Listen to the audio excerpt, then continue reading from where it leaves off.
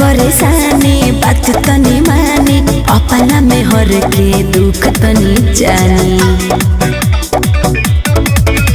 बढ़ता परेशानी बात तनी मानी अपना में हर के दुख तनी जानी।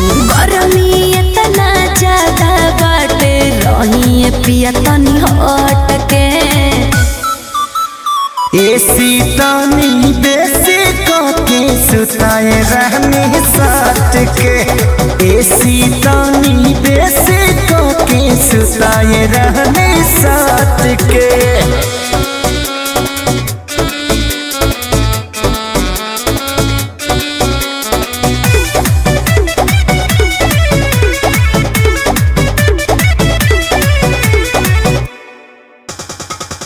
रोज के न ले ले बानी ठीका राजा जी तनी को न भावे तरीका राजा जी।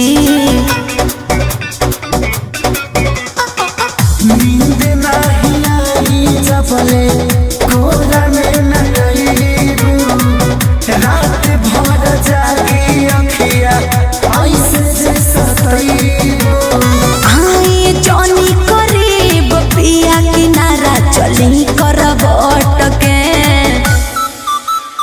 एसी तनी बेसी के सुताए रहने साथ के।